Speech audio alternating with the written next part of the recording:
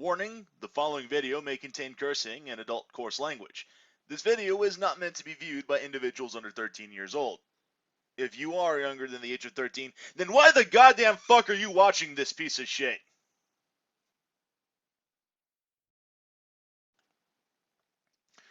So I decided that I was going to go ahead and focus on doing something a little different today. I do have an idea on what I want to do for my next major project, and I wanted to do something a little old school, at least in the time being for the next one. And I figure since this SNES Online thing recently updated, I figured I'd go ahead and give you all a taste of what's up to come. So let's play a little Star Fox 2. Why not?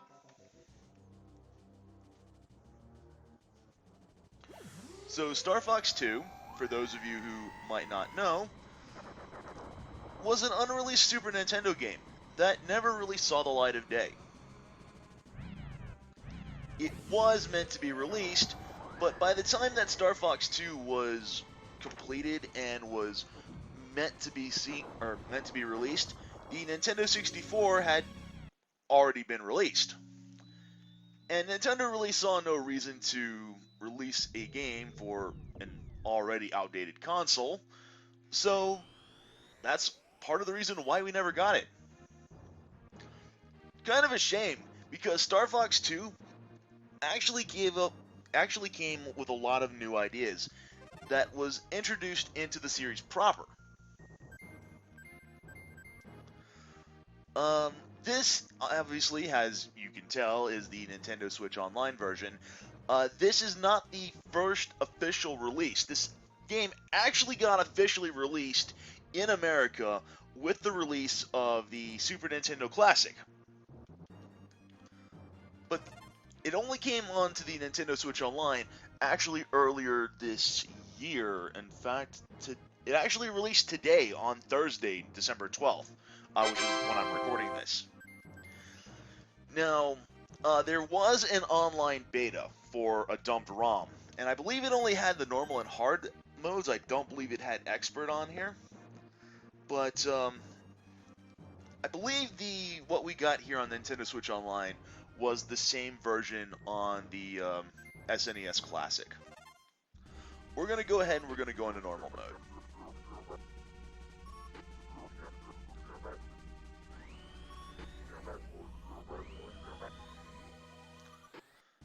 So Star Fox 2, as being a sequel, as you can expect, is the direct sequel to the original Star Fox on the Super Nintendo. Our sworn enemy, the fiend ANDROSS, is alive despite us blowing his ass up back in the previous game. Even as we speak, he's launching an assault on Corneria.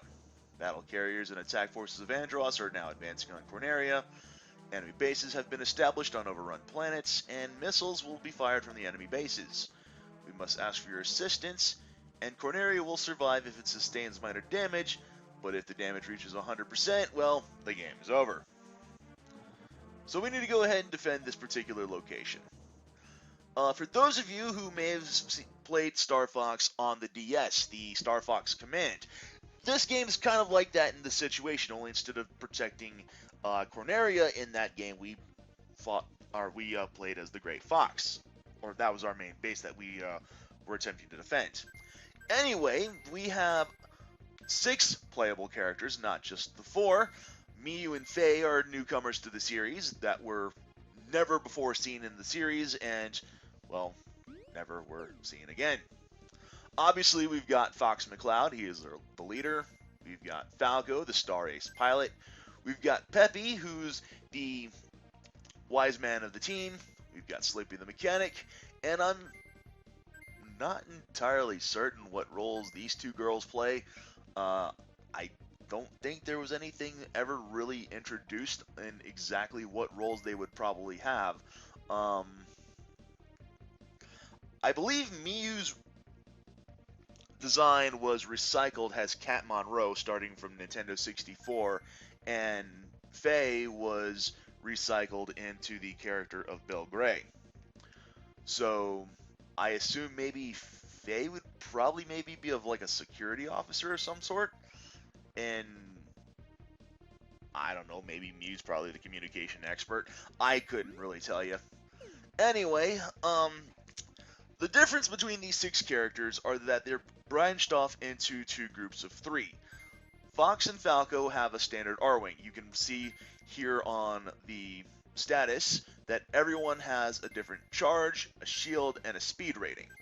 So, Fox and Falco have the Type A R-Wing. They have decent charge, they have decent shields, and they have decent speed. They're pretty much middle of the road.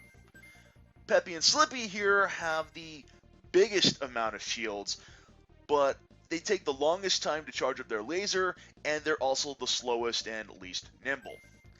Mew and Faye, on the other hand, have the fastest charge as well as the fastest craft, but they also have the least amount of shields. So that's kind of a bit of a problem. You'll also notice that they also have different items. Fox and Falco have the standard Nova Bombs. Peppy and Slippy have what's essentially a full health item, and Mew and Faye basically have a invincibility armor. You also have opportunities to change your control scheme. Obviously, you can go ahead and go with the standard down and up, inverted controls as if you were actually flying a plane.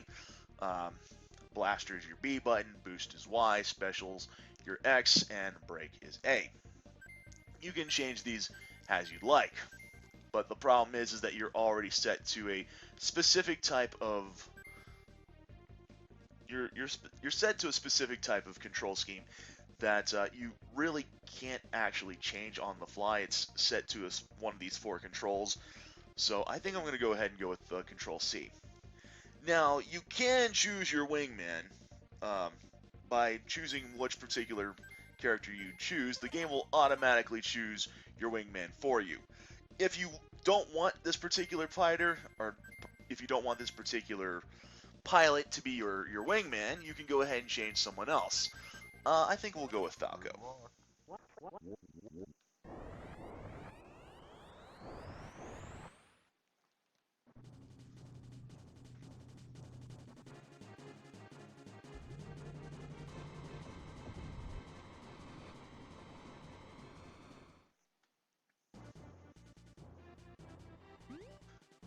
Now, the main reason why to engage the enemy, land on planets and intercept ships. Switch positions with your wingman. Yep, switch positions with your wingman by pressing select. Return to your mothership to warp to any free planet. So, the reason why you have a wingman is because your wingman essentially acts as like a, well, they act as like a second health bar. If your particular character is low on health, you can swap to your wingman, and your wingman will act as your active character. So, like, I'm currently playing as Fox. If I hit select, I swap over to Falco, and so on and so forth.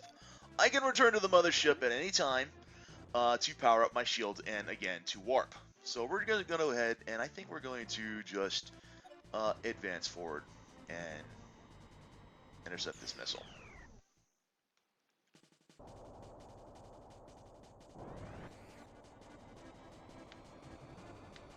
Alright. Where is...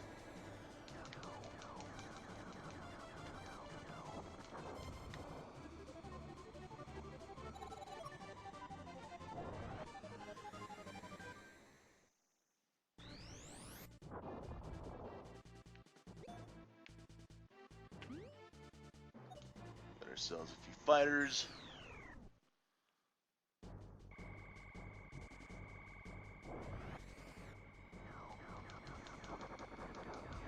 That's 1 down, 2 down, and 3.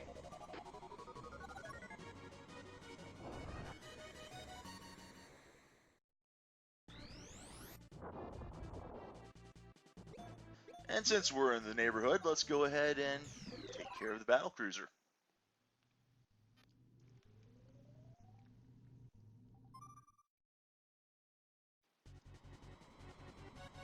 Now, one of the main reasons why Star Fox 2 is considered kind of rather notable is because, like I mentioned before, there were new mechanics that the Star Fox 2 actually introduced that were seen in later titles. Specifically, the all-range mode comes from Star Fox 2.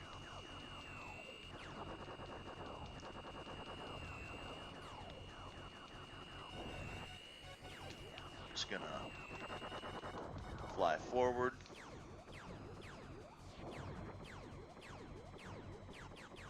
And we're going to infiltrate the battlecruiser.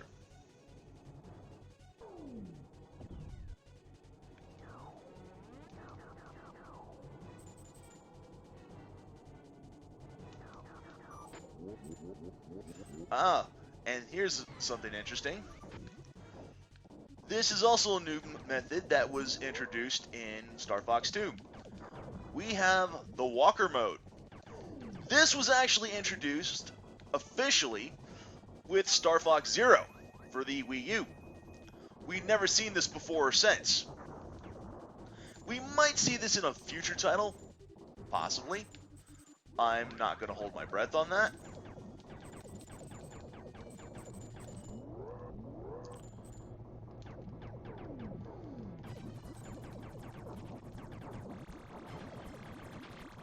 Ouch. Ouch.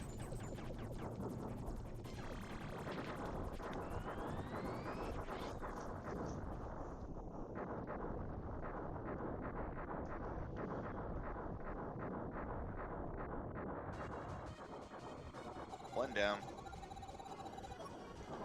Now, you might have noticed I picked up a particular coin. That is called a pepper coin. And those actually, well, they're useful for racking up points. But they've also serve a greater purpose. The pepper coins are due to help unlock some things. Oh, and another thing that Star Fox 2 originally introduced that we've seen in later titles. Star Fox 2 was actually the official introduction of the Star Wolf team.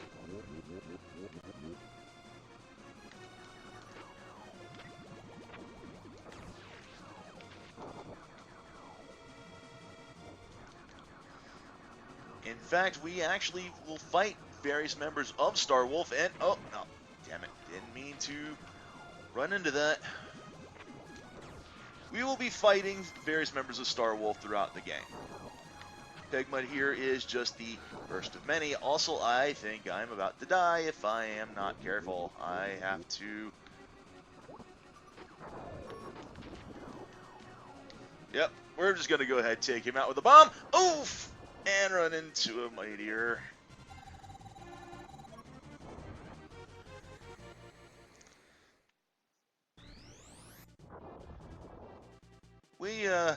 We need to get back to the mothership, like, now. Thankfully, we're not totally defenseless. We do have a way of actually keeping ourselves... Oh. Okay, here we go. That's where I wanted to do. I wanted to warp to Fortuna. This thing here is the satellite defense platform. It will protect Ternaria.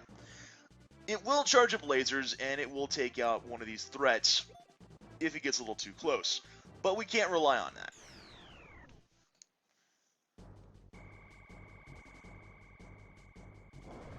Got ourselves 5 targets.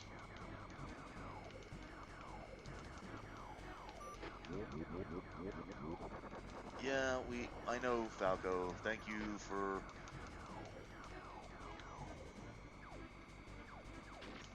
Ow. Thank you for telling me something I already knew about giving chase to targets. I want to say that if you faff about for too long...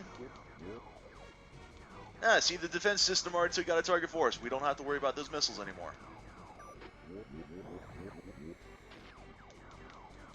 I want to say that if we faff around for too long, these enemies will get away from us. So we can't really mess around for too long. Yep, see, like right there, it says enemy out of range.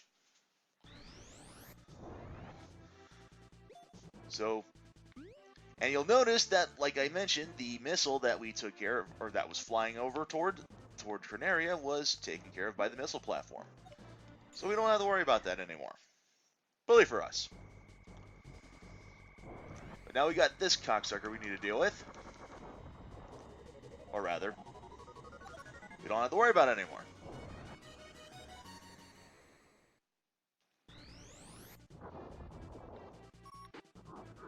It appears that a puny pet rat is running about. How cute. So now Andross will send out a boss. I believe this is called the Hunter.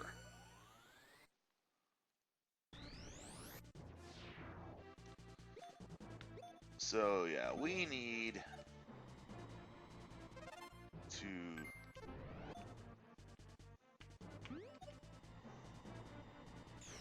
intercept that thing and take it right down. Ah, the Mirage Dragon.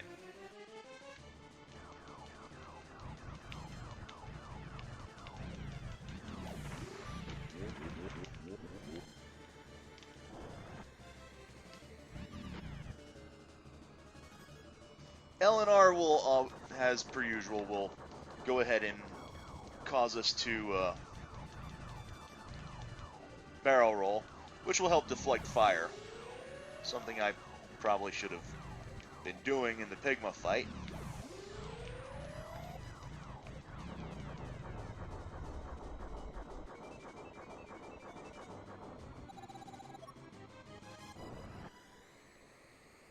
But I ain't no thing.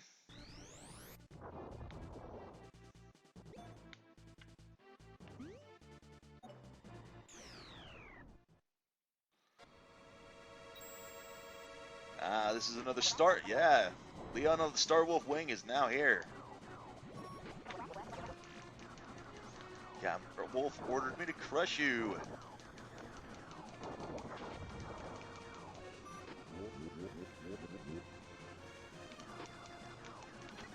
I don't want to get shot down if I can help it. Mainly because getting shot down is, well, not only does your wingmate also act as an extension of your health bar, essentially, he also, or I should say, he or she also technically acts as your extra life. The thing is that when you get shot down, unlike games like Star Fox 64, well, you don't revive after a certain amount of time. When your pilot goes down, they go down for good. They're dead. Permanently.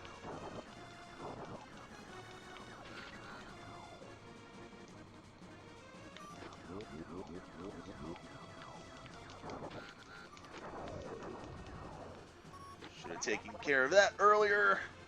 But now I'm out of bombs and I don't have any way of dealing with Wolf when we eventually meet him.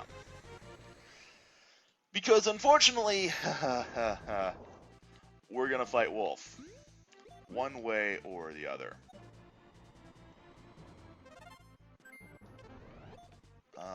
We're going to go ahead and take care of this dude.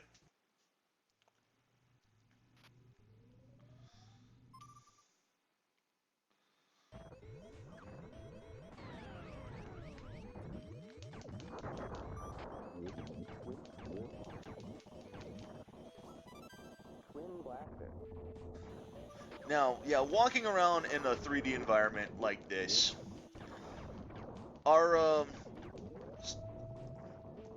we don't actually turn around by utilizing the control pad. We can roll, technically, or not really roll.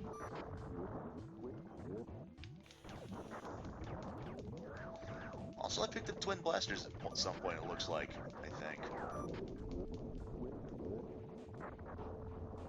But yeah, we turn around with the LNR buttons. and we strafe with the D-pad.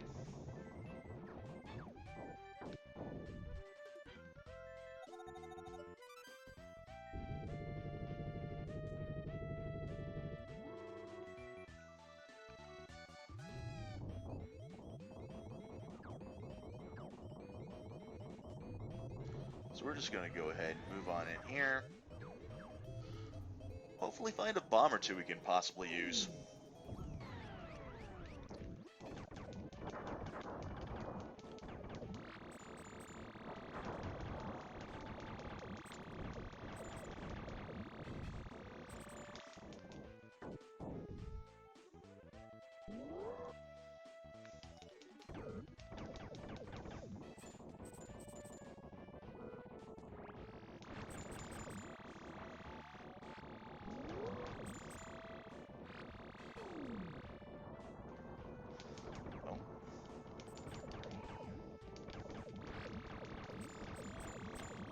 Don't be afraid to utilize cover fire.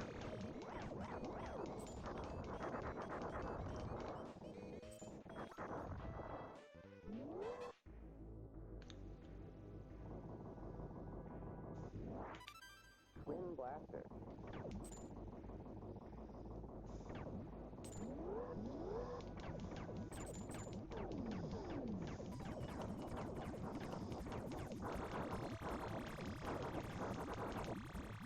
Well, I'm hitting the wrong button. Not that it matters, because this thing got taken out pretty easily.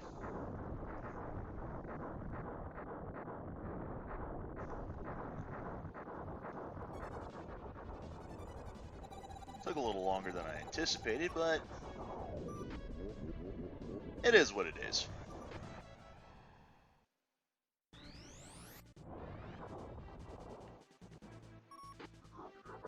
Battle carriers onto Corneria. Prepare the planet cannon.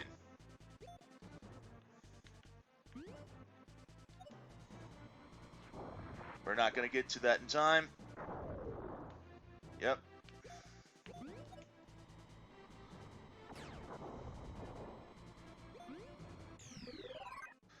Oh, well, that's fine. Like Pepper said, oh yeah, I do get twin blasters. Nice. Okay. Yeah, like Pepper said, Corneria will survive if it sustains minor damage. We just don't want it getting up too much.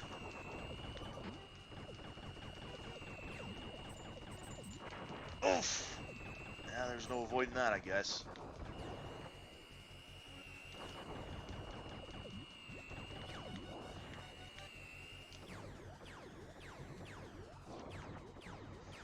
Now, I mentioned unlockables earlier on in this video. The twin blasters that I picked up, well, that's one of the unlockables we can get for this game. The unfortunate thing is for the unlockables here is that, at least as far as the twin blasters go, while you can pick up a permanent set of twin blasters, I like to go into walker mode, thank you. Yeah, while you can pick up a permanent set of twin blasters, you need to get an S rank in this game. You are graded on your performance, and obviously the better your performance is based upon the time spent in a level, as well as like I believe like the damage you take, and that's. And I know that the damage that Corneria takes also factors in. So you really don't want to let Corneria get damaged, if at all possible.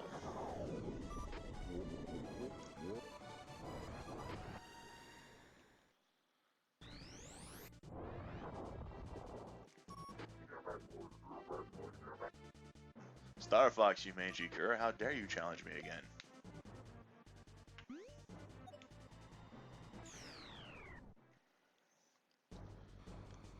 And yet, the battles do technically run in a variation of real time.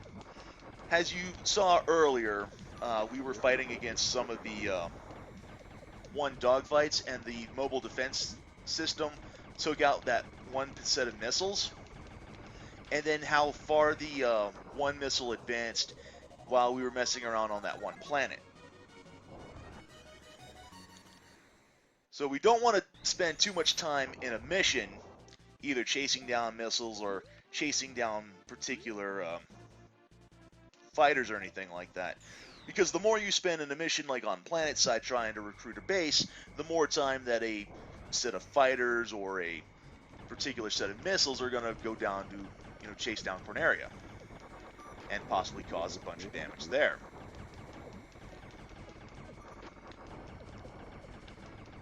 So obviously the faster we take these guys out, the better.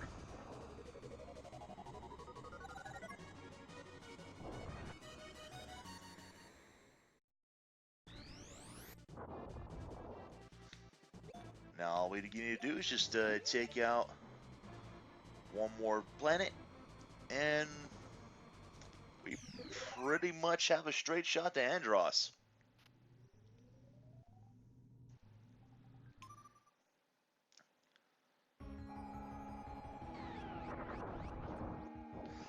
Oh, that's a dick move, just flying right into me, like right from the very beginning. Right. So as Falco so helpfully implies here, we just need to take out the shield generators.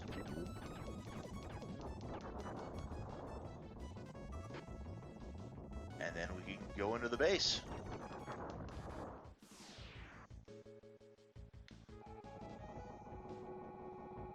So that takes care of that.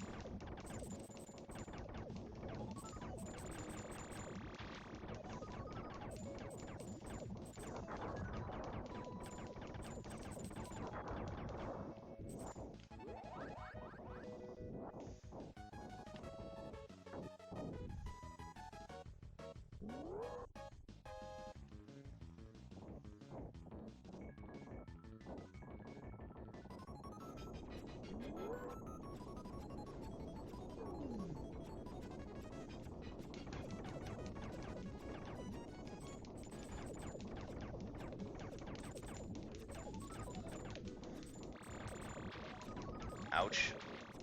Ouch.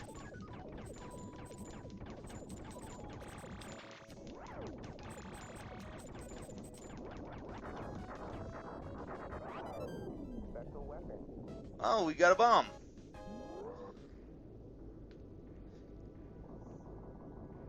A bomb that we're gonna have to save for Wolf.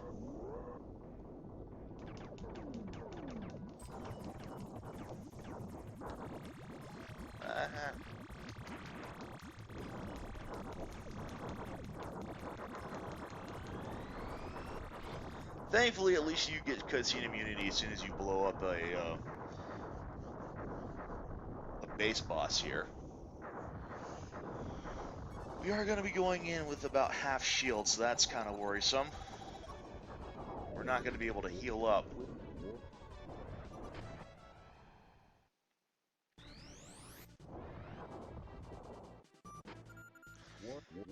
Yep, Andross's forces in the Lilat system have been defeated. We must neutralize Andross once and for all, so we automatically just warp right to his base. But before we can do that, that's when Wolf shows up. And we are forced into a battle with him. We cannot heal. So, yeah.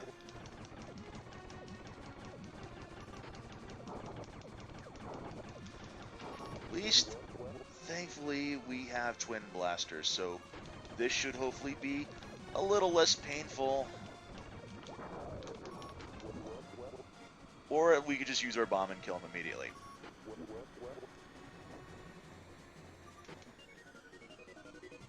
And fly right into another meteor.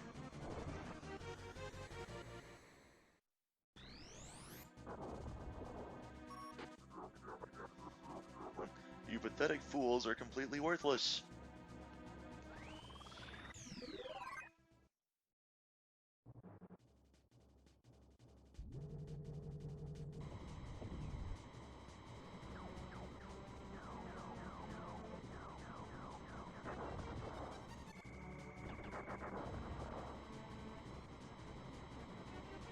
And we just fly right into his base. Again, oh, actually, at least we get at least they fully heal us, so that's always good. That is good.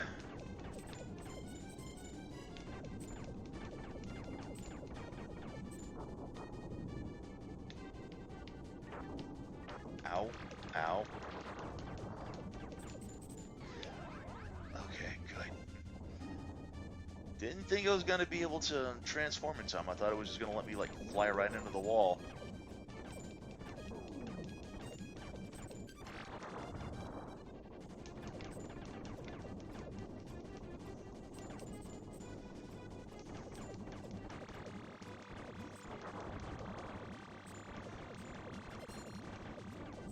On a full shield, so I don't technically need that, but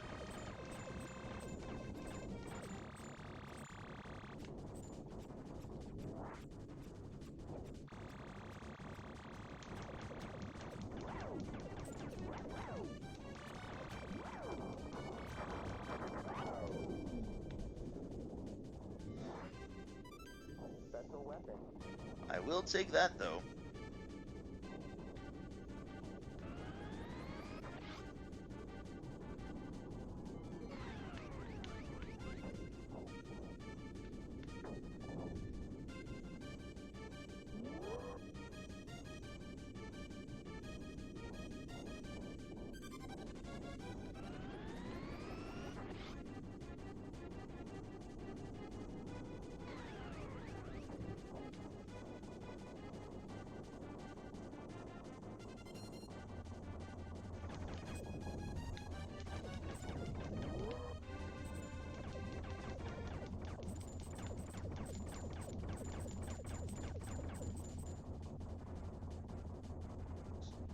Run.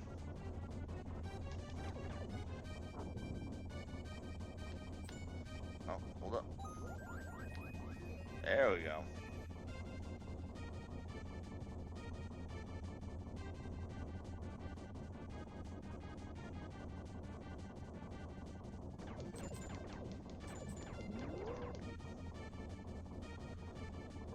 Should be getting close to the end here.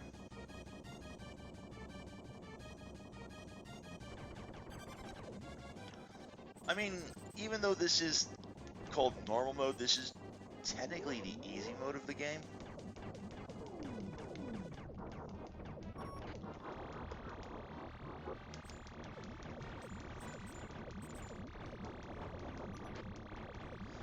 It's funny that the hard mode, even though it's specifically said hard mode, isn't really the true hard mode. That's where expert mode is.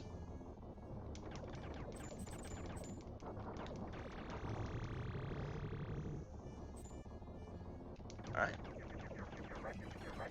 And then we just fight against ANDROSS Cube.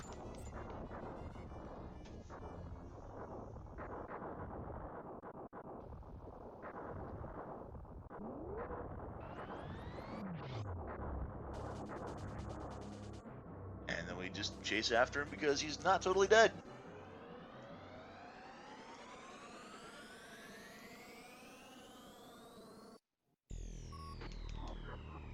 Impressive, but your existence ends here.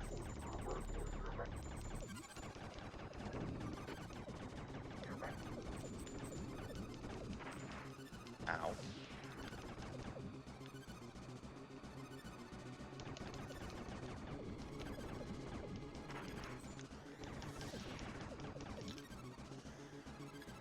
I might have to focus more on my... Ow!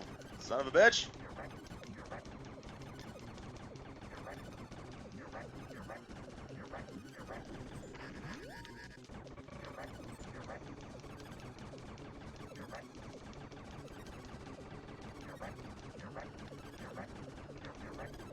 Take down that other eye. Alright.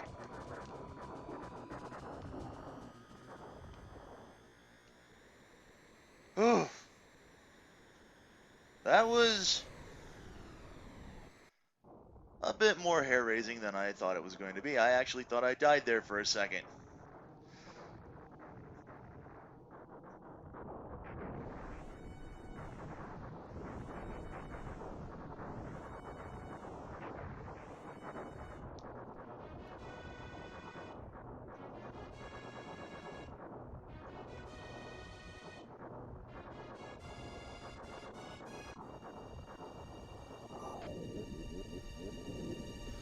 not worried, and it's all right. You just gotta believe. You're not Parappa, dude.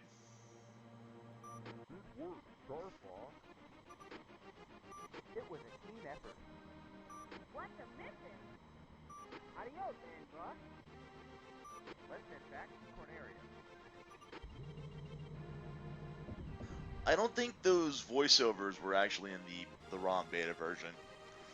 Funny thing enough is that even though, if for whatever reason, even if your first pilot got shot down, this ending cutscene is still technically the same, where you see two ships exiting Andross's base, which is kind of weird, but it is what it is.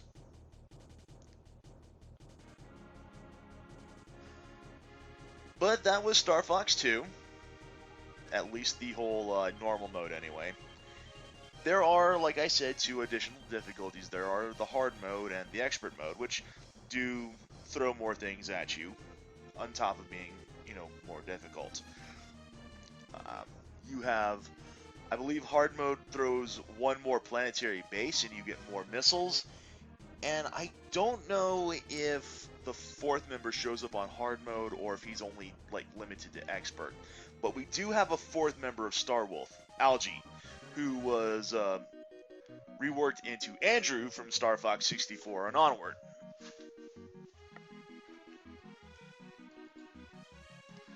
But he was actually a different animal. I believe Andrew was I know he was a monkey. I forget exactly what type of primate he was. I want to say he was a spider monkey. I could be completely wrong on that. But Algae was a pygmy marmoset. At least I'm pretty sure he was anyway. In any case, he got changed over. One second here.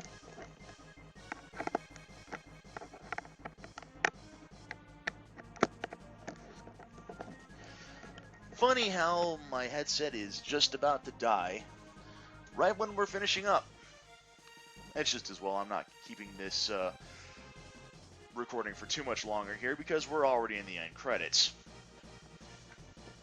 But yeah, normal mode you only get challenged by 3 members of Star Wolf. You get challenged by Pigma, you get challenged by Leon, and obviously Wolf. And that's it. You don't see the 4th member.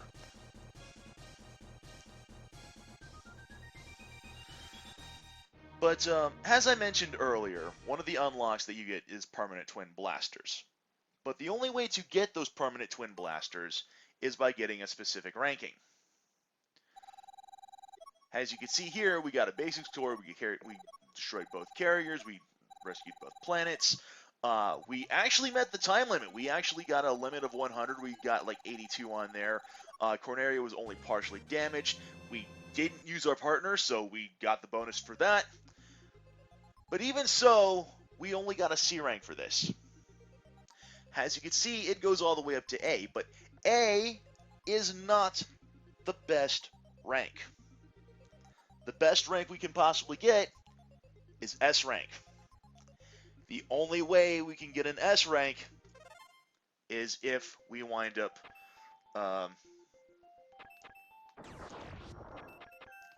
going on expert mode. And the only way we can get expert mode is, well, if I beat the hard mode. Because I don't have expert unlocked on this particular location. Furthermore, well, another thing is, well, I'm just going to go ahead and start this up here just real fast. I'm not going to actually play another game.